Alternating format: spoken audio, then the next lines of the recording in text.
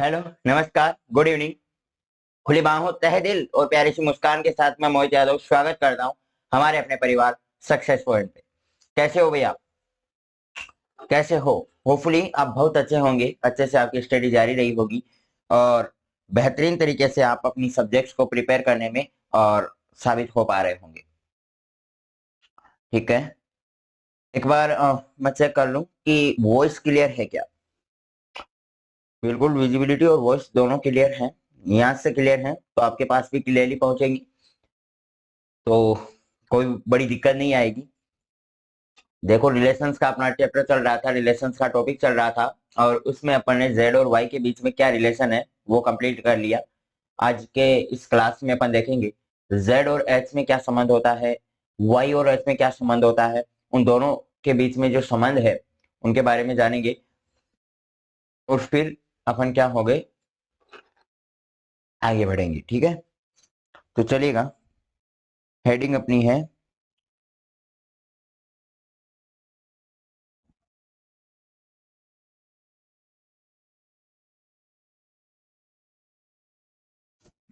Z और Y में तो हो गया ना, जेड और एच में संबंध। और यहाँ पे जेड और एच प्राचल में सामंजस्य कर लेना तो थोड़ा और अच्छा लगेगा। तो हेडिंग डालो भाई, जेड और एच प्राचल में संबंध और क्या होता है, फिर अपन देखेंगे उस चीज को।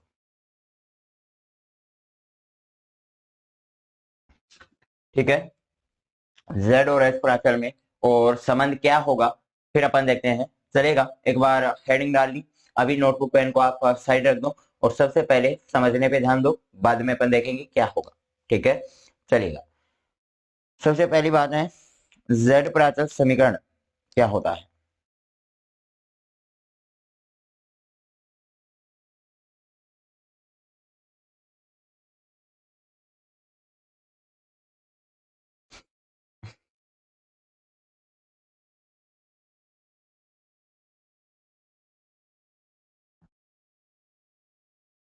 अरे भाई, कौन सा पेन आ गया ये? चलेगा,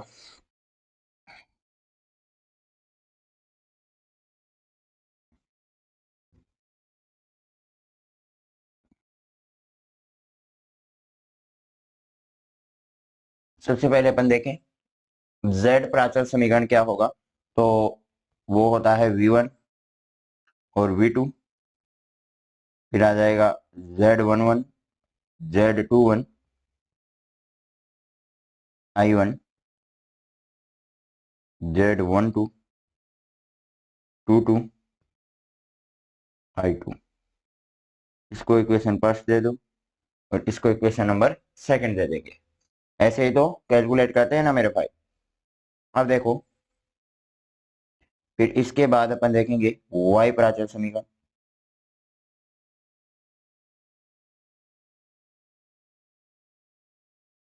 Y नहीं भाई, H निकाल रहे हैं, बार बार Y याद में आ रहा है। तो H प्राचल समीकरण, H प्राचल समीकरण क्या होंगे, V1 और I2 और H11, H21 और इन दोनों के साथ आ जाएगा I1 और H12 और H22 इन दोनों के साथ आ जाएगा V2। ये समीकरण नंबर 3 दे दो, समीकरण नंबर 4 दे दो और समझो।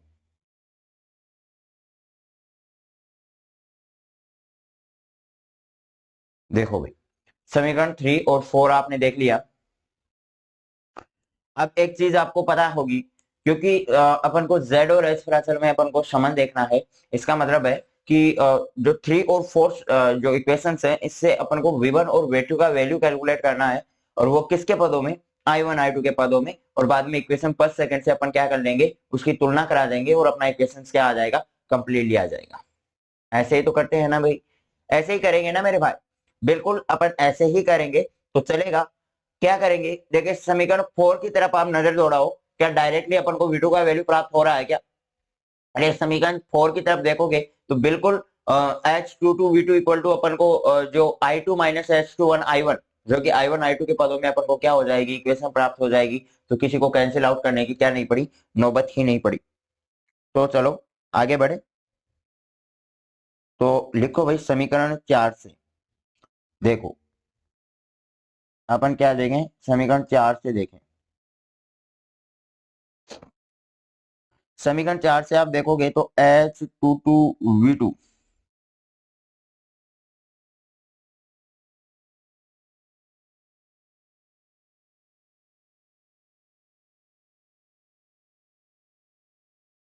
I2 माइनस H21I1, और यहां से अपन निकालने वैल्यू V2 की, तो वो आ जाएगा I1 और इसके मल्टीप्लाई में माइनस के H21 अपॉन में H22। अरे भाई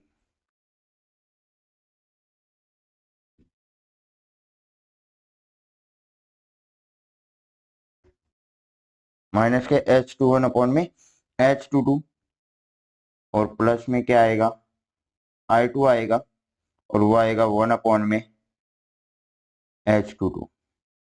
ये आ गया ना भाई? अरे भाई ये आ गया ना, तो बस ये अपन ने आ गया इक्वेशन 4 से। और इसको अपन क्या कर ले थोड़ा,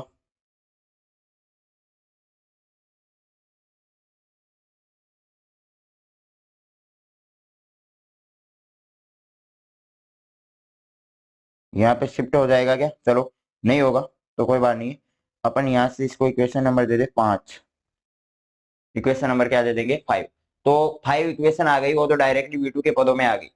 अब देखो समीकरण 5 को अगर अपन समीकरण 3 में रख दें तो क्या मेरे भाई V1 का वैल्यू अपन को डायरेक्टली प्राप्त हो जाएगा क्या? बिल्कुल प्राप्त होगा। I1 I2 के पदों में अपन को डायरेक्टली क्या हो जाएगा? प्राप्त हो जाएगा। तो अपन को क्या करना है,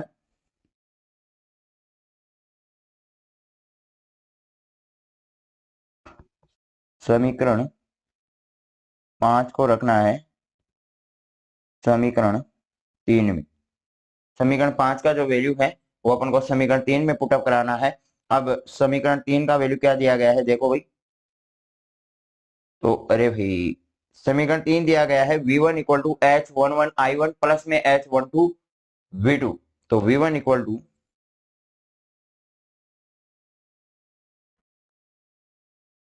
H11I1 प्लस में H12 और V2 आएगा। तो H12V2 का वैल्यू आपको दिया गया है I1 इंटू माइनस के H21 अपॉन में H22 और प्लस में I2 अपॉन में 1 अपॉन में H22। ये अपन का क्या हो गया वैल्यू, और ऐसे कैसे आ गया? ठीक है, अब इसको भाई इक्वेशन को सोल्व कर लो। इक्वेशन को अपने क्या कर लो, सोल्व कर लो। तो V1 इक्वल टू क्या हो जाएगा, H11I1 प्लस में, और H12 तो ऐसे के ऐसे है ही। इस इक्वेशन को अंदर से सोल्व करोगे तो माइनस के H21I1 प्लस में, और I2 अपॉन में क्या आ जाएंगे, H22 आ जाएंगे भाई। यहाँ तक क्लियर? अरे भाई यहाँ तक क्लियर है क्या? बिल्कुल। अब इसको अंदर अपन मल्टीप्लाई करा दे तो V1 इक्वल टू आ जाएगा H11I1 प्लस में, और प्लस और माइनस से माइनस हो जाएगा ना, तो माइनस H12I1 और प्लस में H12I2, और इसके अपॉन में क्या चल रहा है, H22 चल ही रहा है। अरे भाई यहाँ तक क्लियर? ये हो गया अपना वैल्यू। अब इसके आगे अपन चले तो अब इसको आगे भाई दोनों में एलसीएम ले लोगे तो क्या वैल्यू आ जाएगा, तो V1 इक्वल टू आ जाएगा H11 H22I1 minus H1221I1 plus में H12I2, और इक्वल टू आ जाएगा H22। इक्वल टू क्या आ जाएगा भाई, H22 आ जाएगा। यहाँ तक क्लियर है क्या? देखो भाई एक बार समीकरण में नजर दौड़ाओ और यहां से अब अपन क्या ले लेंगे, I1 कॉमन ले लो भाई इक्वेशन से, दिखाई पड़ रहा है ना सब कुछ। इक्वेशन से V1 इक्वल टू क्या आ जाएगा, H11 H22 माइनस H12 21, और इससे अपन ने क्या ले लिया, I1 कॉमन ले लिया, प्लस में H12 और I2 अपना चल ही रहा था, अपॉन में आ जाएगा H22। और एक बार मैं थोड़ा बीच में आता हूँ क्या, कोई बात नहीं, मैं अभी यहाँ थोड़ा,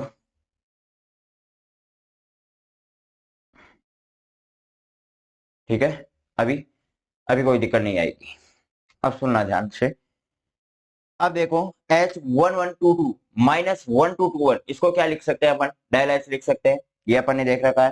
तो V1 इक्वल टू क्या आ जाएगा, डेल H I1 प्लस में H12 I2 अपॉन में आ जाएगा H22। इसको अपन देते हैं समीकरण नंबर 6। अरे भाई V1 और इसको नंबर दे दिया समीकरण नंबर 6। अब देखो V1 का एक समीकरण अपन को, जो अगर समीकरण 3 और 4 को अपन ने सोल्व किया तो एक 5 नंबर का अपन को इक्वेशन प्राप्त हुआ, जो कि अपन को V2 के नंबर रूप में प्राप्त हुआ, और 6 नंबर वाला इक्वेशन V1 के रूप में प्राप्त हुआ। किसके पदों में प्राप्त हुआ, I1 I2 के पदों में प्राप्त हुआ। अब इनकी तुलना अपन किससे करा सकते हैं, इक्वेशन फर्स्ट और सेकंड से इनकी तुलना अपन करा देंगे। तो कराओ भी, समीकरण 6 की तुलना 1 से कराओ, समीकरण 6 व 1 की तुलना करने पर समीकरण जो 1 था वो क्या था, देख लो भाई, क्या था अपना V1 इक्वल टू, देखो भाई समीकरण 1 क्या दे रखा था, अरे भाई V1 equal to Z11 I1 plus में Z12 I2। तो अपन को यहां से Z11 और Z12 की क्या हो जाएगी, वैल्यू प्राप्त हो जाएगी ना मेरे भाई। तो देखो V1 equal to Z11 I1 plus में Z12 I2, V1 की तुलना V1 से हो गई तो V1 बराबर है I1 के गुणा में उसमें क्या है, Z11 है। यहाँ पे अपन इस समीकरण 6 में देखेंगे तो I1 के गुणा में क्या है, तो आप कहोगे डेल H अपॉन में H22 है। तो यहाँ पे Z11 की वैल्यू क्या आ गई मेरे भाई, डेल H अपॉन में H22 आ गई, और Z12 की वैल्यू क्या आ गई मेरे भाई, I2 के गुणा में क्या है, H12 अपॉन में क्या है, H22 है। तो ये क्या हो गई, समीकरण 6 और 1 की अपन ने जैसे कंपैरिजन किया तो Z11 और Z12 की वैल्यू आ गई। इसी प्रकार से समीकरण और 5 और 2 की तुलना कराएं।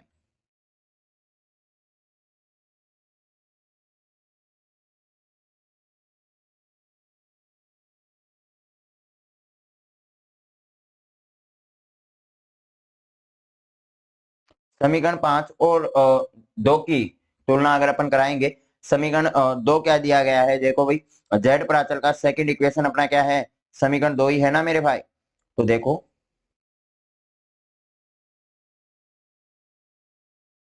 V2 equal to Z21 I1 plus में Z22 I2, यही है V2 equal to Z21 I1। और समीकरण 5 इक्वल टू देखेंगे तो V2 का वैल्यू दिया गया है, तो V2 से तो V2 अपना कंपैरिजन हो जाएगा, और Z21 वहां पे I1 के गुणा में है Z21, यहाँ पे I1 के गुणा में है माइनस के Z21 अपॉन में Z22, माइनस के Z21 अपॉन में Z22। तो भाई लिखो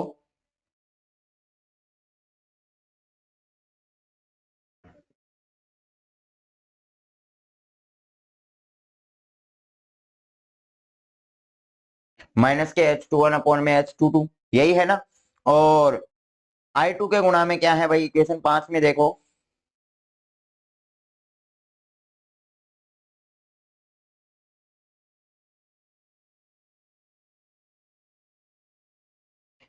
I2 के गुणा में आप देखोगे तो वो क्या है, 1 अपॉन में H22 है, वो क्या है मेरे भाई, 1 अपॉन में H22 है। तो और वहां पे I2 के गुणा में है Z22, तो 1 अपॉन में H22 आ जाएगा, Z22 का वैल्यू आ गया।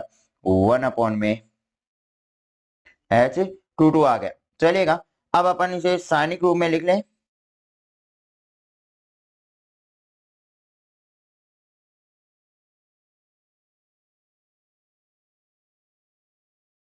ठीक है, अभी अपन इसे लिखें Z11 Z12 Z21 Z22 equal to, अब देखो Z11 का वैल्यू क्या आएगा, डेल एच अपॉन में H22, और Z12 का वैल्यू है H12 अपॉन में H22, तो डेल एच अपॉन में H22 और H12 अपॉन में H22। Z21 का वैल्यू कितना दे रखा है, माइनस के H21 अपॉन में H22, और ये हो गया 1 अपॉन में H22।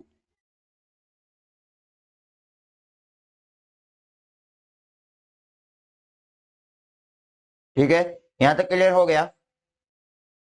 अब इसमें से अगर अपन साइनिक से 1 अपॉन में H22 को कॉमन ले ले तो कोई बड़ी दिक्कत है क्या, तो आप अगर चाहें तो कॉमन ले सकते हैं, कोई बड़ी बात नहीं है। जो देखेगा भाई, साइनिक से अपन क्या लेने,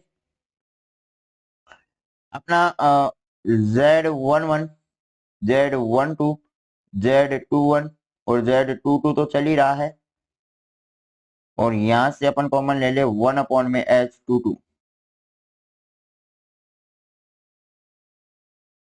तो ये आ जाएगा डेल एच, ये आ जाएगा H12, और ये आ जाएगा माइनस के H21, और ये आ जाएगा 1। ये हो गया, और ये अपना क्या हो जाएगा मेरे भाई, Z प्राचल, और अपने H प्राचल में क्या हो गया, संबंध हो गया। एक संबंध तो ये हो गया। अब आपको कोई पूछे कि भाई ये तो Z के इक्वल टू लिख रहे हैं, H और Z में क्या होगा, कि Z के पदों में H का वैल्यू क्या होगा, तो अपन इसको इस प्रकार से नहीं लिख सकते क्या भाई, सारणिक में है, सारणिक में है तो मैं इसको H की जगह Z रिप्लेस कर दो, तो अपन इसको इस प्रकार से भी लिख सकते हैं, कोई बड़ी दिक्कत नहीं है। H22 यहाँ पे 1 अपॉन में Z22, जहाँ पे H है वहां पे Z रिप्लेस कर दो, और जहाँ पे Z है वहां पे H रिप्लेस कर दो, तो ये आ जाएगा डेल Z, ये आ जाएगा Z12, ये आ जाएगा माइनस के Z21, और ये आ गया 1। तो ये क्या हो गया, अपने H के पदों में और Z का रिलेशन निकल करके आ गया। ठीक है, यहाँ तक क्लियर मेरे भाई, यहाँ तक क्लियर है। एक मिनट और थोड़ी विजिबिलिटी, और अपन चेक कर ले क्या अपना वैल्यू सही आया है। तो डेल जेड अपॉन में Z22, Z12 अपॉन में Z22 माइनस के Z21 अपॉन में Z22, और 1 अपॉन में Z22, बिल्कुल अपना जो रिलेशन है वो राइट है। ठीक है,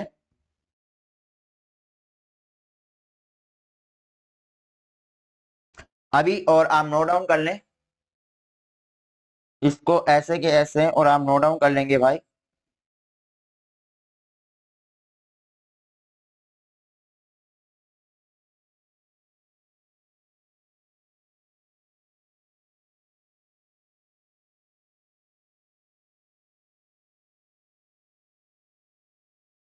अरे भाई, ये क्या है दिक्कत, Z और H में संबंध,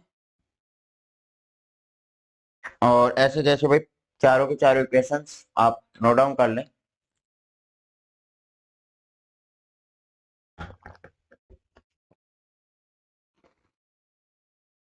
जल्दी से, और इससे इसको वही नोट डाउन कर लें ताकि अपन आगे बढ़े फिर।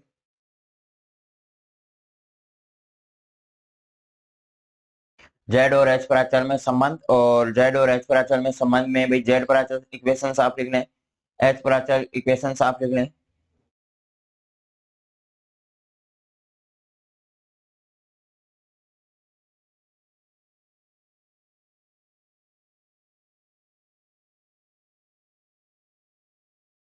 समीकरण 3 और 4 यहाँ तक कंप्लीट करें।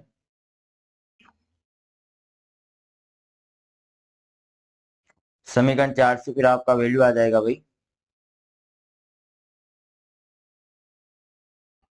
और इसमें V2 जो कि समीकरण 5 आएगा, वो अपना वैल्यू आ गया V2। जल्दी से इस चीज को और नोट डाउन कर लें।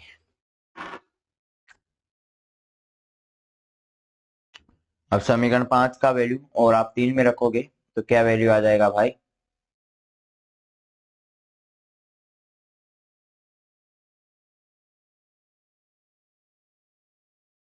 रखो भाई जल्दी से। और नोट डाउन करने में अपन को बिल्कुल भी वक्त जाया नहीं करना है, ठीक है। और इसका पीडीएफ वाइज जब सॉल्यूशन हो जाएगा तो उसके बाद तो अपन देखेंगे, अगर भाई पीडीएफ वाला हो सकता है तो।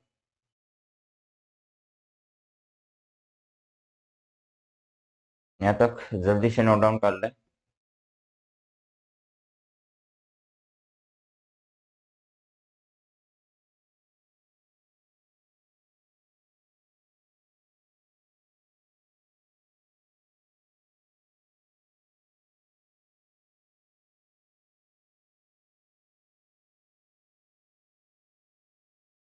इक्वेशन आ गया 6।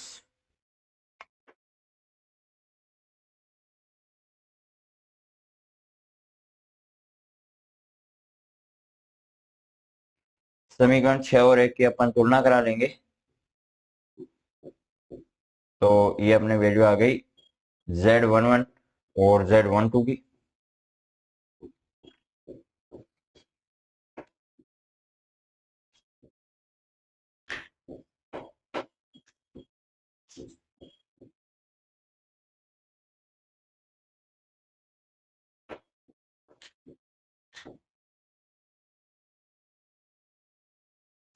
ठीक है भाई। और यहाँ पे और Z वाली जो सारणी है वो कुछ इस प्रकार से आ जाएगी। Z वाली जो सारणी आपको प्राप्त होगी वो कुछ इस प्रकार से प्राप्त होगी। फटाफट से वो नोट डाउन कर ले भाई।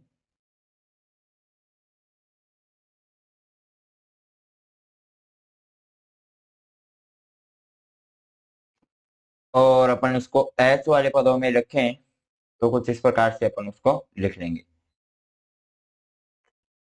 ठीक है।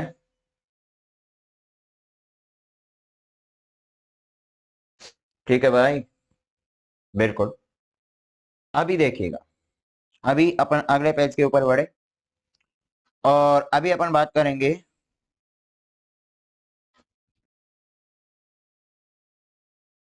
Y और H प्राचल में संबंध की।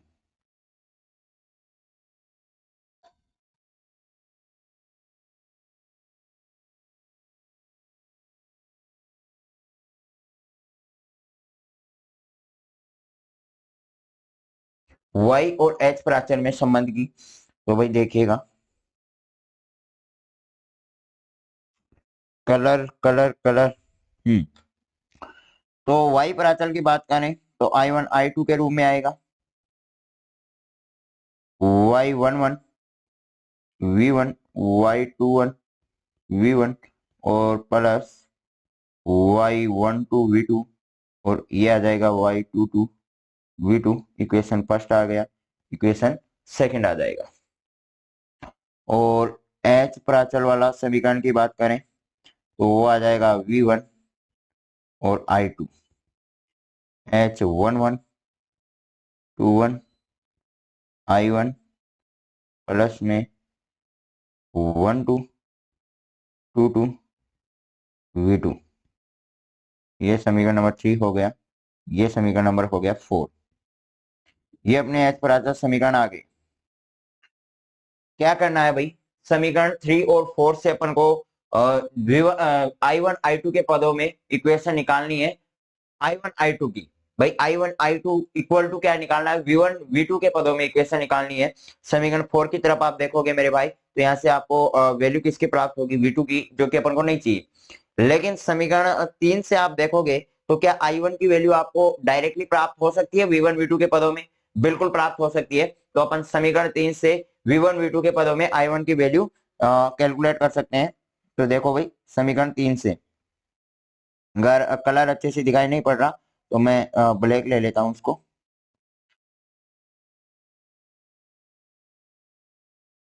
समीकरण 3 से देखोगे तो H11 I1 इक्वल टू आ जाएगा V1 माइनस H12 V2। तो I1 का वैल्यू आ गया V1 अपॉन में H11 माइनस के H12 अपॉन में H11 V2 और इसको अपन ने दे दिया इक्वेशन नंबर 5। ये क्या I1 का जो इक्वेशन आया अपना वो V1 V2 के पदों में आया क्या? बिल्कुल V1 V2 के पदों में ही आया है ना भाई। अब देखो अगर मैं समीकरण 5 का वैल्यू समीकरण सेकंड में पुटअप करवा दूं तो क्या मेरा इक्वेशन V2 के पदों में I1 I2 के रूप में आ जाएगा? अरे भाई I2 I1 की जगह अपन वहां पे तो V1 V2 के पदों में आ जाएगा ना भाई। तो वही करना है जो कि अपन ने पिछले इक्वेशंस में किया है। समीकरण 3 का वैल्यू समीकरण 4 में पुटअप करवा दो।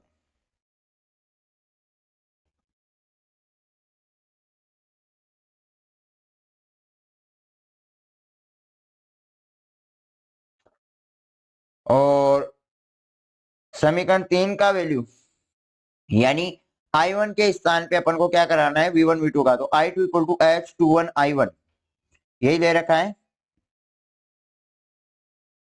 I2 equal to H21 I1 की जगह रखो भाई V1 अपॉन में H11 माइनस H12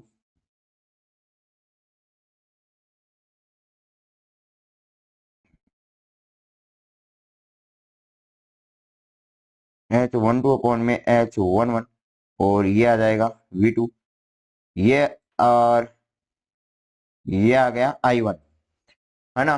ओके और प्लस में क्या दे रखा है? प्लस में क्या दे रखा है भाई H22 V2।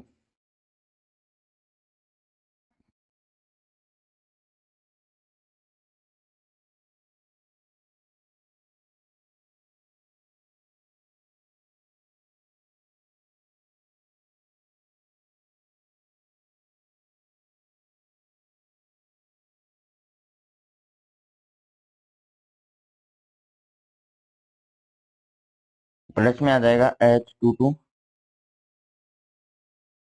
अरे इसके क्या हो गया?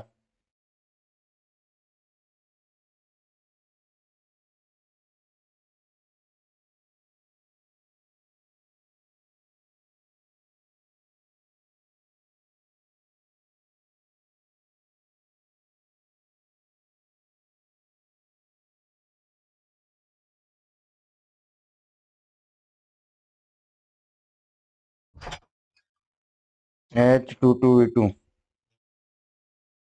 अरे भाई इसमें क्या ही प्रॉब्लम आ गई?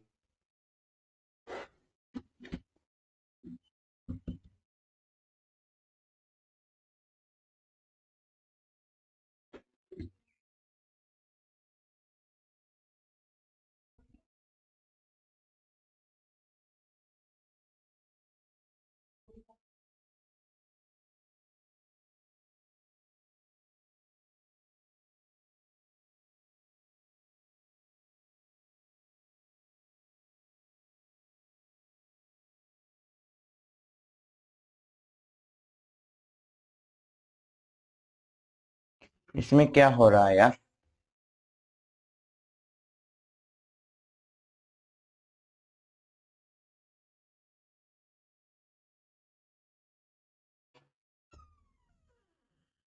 H21 V2। अब देखिएगा अपना कहाँ गया वो। हाँ H21 I1 और प्लस में H22 क्या था V2। अरे भाई दोबारा देखो इक्वेशन को। समीकरण 3 का वैल्यू 4 में रख रहे थे ना। 4 H22 V2 प्लस में क्या आएगा H22 V2 आएगा।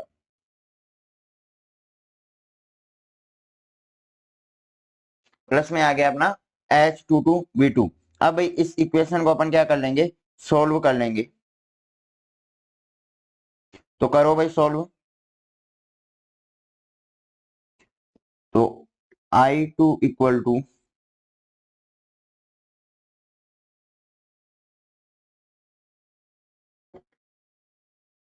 I2 इक्वल टू क्या आ जाएगा भाई H21 अपॉन में H11 V1 माइनस के H12 21 अपॉन में H11 और ये आ जाएगा V2 प्लस में H22 V2।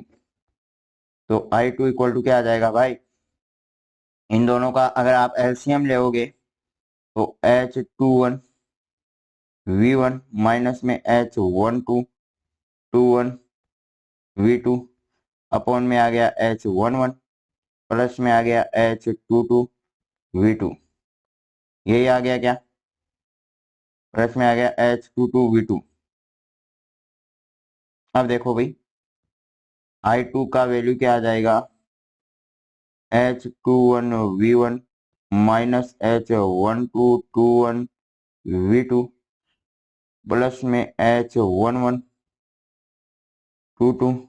V2 और अपॉन में H11। तो 1122 माइनस 1221, देखो यहाँ से V2 कॉमन ले लेंगे इन दोनों पदों में भाई, इन दोनों पदों में V2 कॉमन ले लेंगे तो प्लस का क्या बन जाएगा, डेल एच V2 बन जाएगा। तो मैं डायरेक्ट यहाँ से डेल एच V2 लिख दूं तो कोई प्रॉब्लम नहीं होनी चाहिए। यहाँ से देखो I2 का वैल्यू अपन कैलकुलेट कर रहे थे,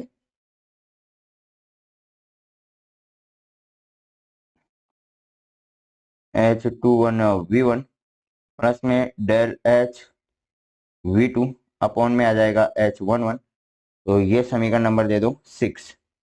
अब वैसे ही आपको तुलना करा लेनी है इक्वेशन फर्स्ट और 6 की, इक्वेशन फर्स्ट और 5 की। समीकरण 1 व 5 की तुलना करने पर, समीकरण 1 और 5 की अगर आप तुलना करोगे तो क्या प्राप्त होगा मेरे भाई, समीकरण, ठीक है। तो चलिएगा समीकरण 5 और 1 की तुलना कराओ भाई। तो इक्वेशन 5 और 1 में देखोगे तो इक्वेशन 5 क्या दे रखा है, I1Y11 V1 प्लस में Y12 V2, कुछ ऐसा ही ले रखा है। इक्वेशन 5 देखो भाई, इक्वेशन 5 में देखोगे तो I1 और Y11 तो V1, यही है ना। अब I1 यहां से देखोगे तो आपको जो Y11 है उसके स्थान पे मिल रहा है 1 अपॉन में H11, और Y12 उसके स्थान पे मिलेगा माइनस के H12 अपॉन में H11। तो लिखो भाई Y Y11 के स्थान पे मिलेगा, Y11 के स्थान पे क्या मिलेगा मेरे भाई, 1 अपॉन में H11।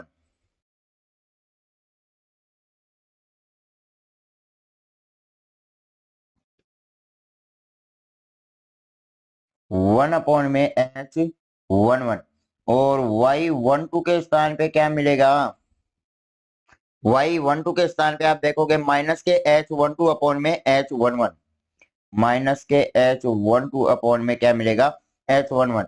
ये अपन ने किसकी समीकरण जो 1 और 5 थी उसकी तुलना कराई, तब ये अपन को प्राप्त हुआ। अब अपन किसकी तुलना करा देंगे, समीकरण 2 और 6 की, 6 की तुलना, और समीकरण 2 और 6 की तुलना कराओ भाई। इक्वेशन 2 क्या दे रखा है, इक्वेशन 2 क्या दे रखा है भाई, इक्वेशन 2 दे रखा है I2 equal to H21 V1 plus में H22 V2, यही दे रखा है। अरे I2 equal to H21 V1 plus में H21 V2, तो और इक्वेशन 6 क्या है, इक्वेशन 6 देखो तो I2 equal to H21 V1, तो यानी Y21 की स्थान पे क्या आ जाएगा, H21 अपॉन में H11। तो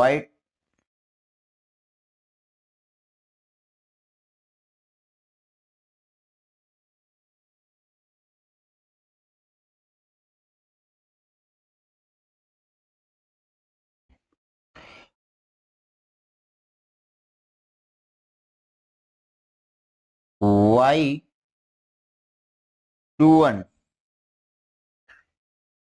Y21 के स्थान पे क्या आ जाएगा मेरे भाई, Y21 के स्थान पे आ जाएगा H21 अपॉन में H11, और Y22 के स्थान पे क्या आ जाएगा,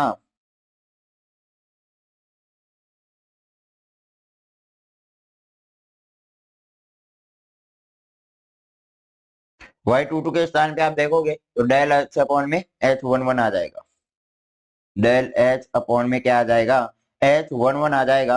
अब भाई लिख दो इनको सारणी के रूप में अगर आप लिखना चाहे तो सारणी के रूप में अपन क्या लिखेंगे,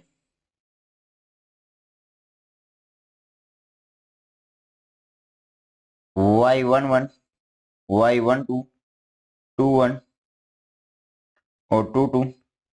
y11 की वैल्यू क्या आएगी, y11 की वैल्यू आएगी 1 अपॉन में H11 और माइनस के H12 अपॉन में H11। 1 अपॉन में H11 और माइनस के H21 अपॉन में क्या आ जाएगा, H11 और 21 का आ गया H21 अपॉन में H11 और डेल H अपॉन में H11। कुछ इस प्रकार से आ गया भाई।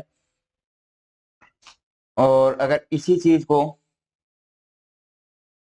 अपन अगर इसी चीज को और किसके रूप में देखें, H के फॉर्म में देख लें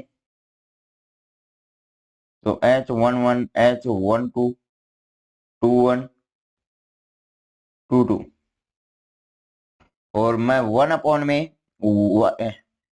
यहाँ पे कॉमन नहीं लिया तो चलो रहने दो। 1 अपॉन में क्या लिख लेंगे y11 माइनस के y21 अपॉन में y11 और y21 अपॉन में y11 और डेल y अपॉन में y11। ठीक है, ये हो जाएगा। ये अपनी क्या हो गई, इक्वेशन प्राप्त हो गई। तो चलेगा, इस चीज को और नोट डाउन कर लो, ये अपनी हो गई। फर्स्ट वाला पेज तो हो गया ना भाई।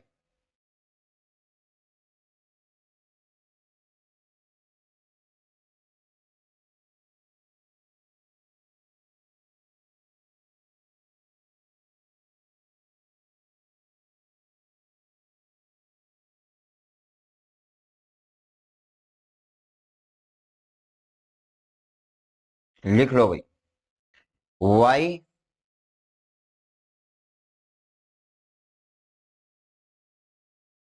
और h प्राचल में संबंध, हेडिंग डाल लो y और h प्राचल में संबंध, और y और h प्राचल में संबंध डाल के और इन चीजों को नोट डाउन कर लो भाई। y और h प्राचल में संबंध और y और h प्राचल में आप संबंध हेडिंग डाल लें और हेडिंग डाल के इनको लिख लें।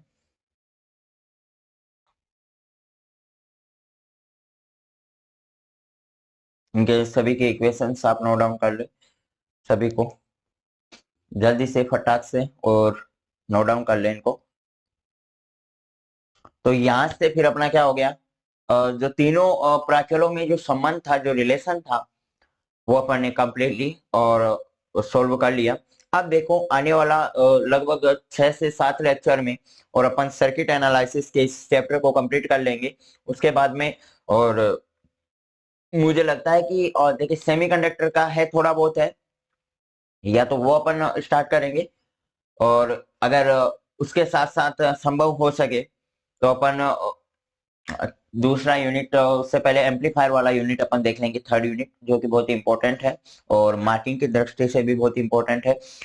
और जैसे सर्किट एनालिसिस और सेमीकंडक्टर, सेमीकंडक्टर में ऐसा है कि मैं आपको जो आप सीरीज वगैरह पढ़ते हो तो उसमें आपको पता नहीं चलता है कि क्वेश्चन किस प्रकार से पूछा जाएगा। तो अगर अपन उसको कंप्लीटली सोल्व करा दें, अगर अपन सर्किट एनालिसिस और सेमीकंडक्टर यानी फर्स्ट यूनिट को अगर अपन कंप्लीटली सोल्व कर लें तो फिर अपन उसके क्वेश्चंस जब देखेंगे तो मेरे ख्याल से उस सीरीज में अपन को ज्यादा वक्त ना लगे ऐसा। और अगर ऐसा नहीं हो पाता है, समय की भी महत्ता है भाई, समय को देखते हुए और अपन थर्ड यूनिट स्टार्ट कर लेंगे और सीरीज जल्द ही अपन स्टार्ट करेंगे। जो भी अपने बीते ईयर्स के जो क्वेश्चंस है वो किस प्रकार से पूछे जाते हैं, जितने भी अपने बीते ईयर्स के क्वेश्चंस आए हैं लगभग 5-6 सालों में जितने क्वेश्चंस आपको पूछे गए हैं और जो बार बार आए हैं, नोट्स लिखते चलना है, नोट्स पढ़ते चलना है। अपन को सिर्फ देखना इतना है उसमें, उस पे आपको इतना डिपेंडेंट नहीं होना है। ऐसा नहीं है कि सारथी या पार्थ में से अपन खूब को तो मैं नहीं करवाऊंगा देखो, लेकिन जैसा संभव हो सके तो मैं कंप्लीटली इसलिए सोल्व करवाना चाह रहा हूँ कि कोई भी ऐसा क्वेश्चन आपके माइंड में ऐसा ना हो कि यार ऐसे कि ये अपन को नहीं पढ़ाया, ये चैप्टर अपन को नहीं पढ़ाया, ये टॉपिक आपको नहीं पढ़ाया, तो ऐसा आपके माइंड में ना रहे, इसलिए मैं वो सॉल्यूशन करवाऊंगा। बाकी उसका उद्देश्य सिर्फ इतना है कि आपको एग्जामिनेशन के पॉइंट ऑफ व्यू से पता चल सके कि चीजें कैसे पूछी जाती हैं। उसका उद्देश्य ये नहीं है कि नोट्स को नहीं पढ़ना है, अपन को सारथी वाला में ही देख लेना है। मैं पुनः बोल रहा हूँ, जितना ध्यानपूर्वक आप पढ़ोगे फायदा उतना आपको होगा।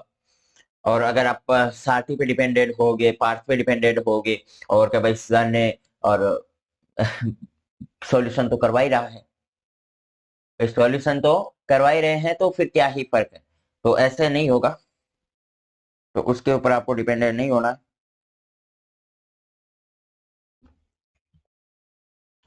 समीकरण 1 और 5 की तुलना करने पर इक्वेशन 6 तक आप नोट डाउन कर लें, फिर अपन देखें तुलना कैसे कैसे इसकी तुलना कराएंगे, कैसे। बहुत इंपॉर्टेंट चीज है, बहुत शानदार चीज है। तो देखें, समीकरण 1 और 5 की तुलना करने पर लिख लें, और तुलना करने के बाद भी करें तुलना। तो करे तुलना तो क्या आया, समीकरण 1 और 5 की जैसे अपन ने तुलना की तो अपने पास इक्वेशन ये उठ करके आया, y11 इक्वल टू 1 अपॉन में h1 आया, और y12 इक्वल टू माइनस के h21 अपॉन में h11 आया। और जैसे आप इक्वेशन 2 और 6 की तुलना करोगे तो ये वैल्यू आपको वैसे प्राप्त हो जाएंगी। तो मेरे ख्याल से यहाँ पे और आपको ज्यादा दिक्कत आएगी नहीं, और इस को नोट डाउन कर लें।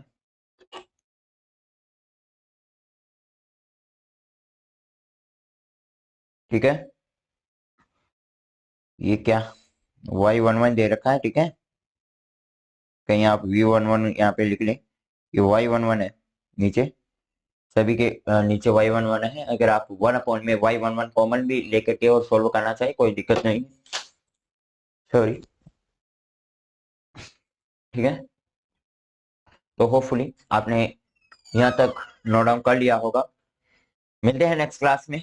अभी तो आज अपन ने प्राचलों का जितना भी रिलेशंस वगैरह थे वो कंप्लीट कर लिए। अब अपन आगे जो टॉपिक होगा वो अपना चतुर टर्मिनल जाल से वगैरह होगा। जो अपने सर्किट होते हैं वो किस प्रकार से, क्वेश्चंस किस प्रकार से उठते हैं, और एक छोटा सा 1-2 क्लासेस के बाद अपन कुछ थ्योरम्स पढ़ेंगे जो कि बहुत बहुत इंपॉर्टेंट है। 7 थ्योरम है, क्योंकि मैं अक्सर आपको सर्किट एनालिसिस जब मैंने स्टार्ट किया था तब से बोलते आ रहा हूँ कि भाई इसमें प्राचल वाला टॉपिक और थ्योरम वाला टॉपिक दोनों ही बहुत इंपॉर्टेंट है। प्राचल वाला टॉपिक आज अपन ने कंप्लीट कर लिया, थ्योरम वाला जो टॉपिक होगा वो अपन जल्द ही और स्टार्ट करने वाले होंगे। अभी दोस्त समय हमें इससे ज्यादा मोहलत नहीं देगा। मिलते हैं नेक्स्ट क्लास में। अभी मैं आपसे विदा लेता हूँ, तब तक के लिए हंसते रहिएगा, मुस्कुराते रहिएगा, और अपने फिजिक्स को यूं ही आनंदमय तरीके से पढ़ने का प्रयास करते रहेगा। Bye bye, have a nice day.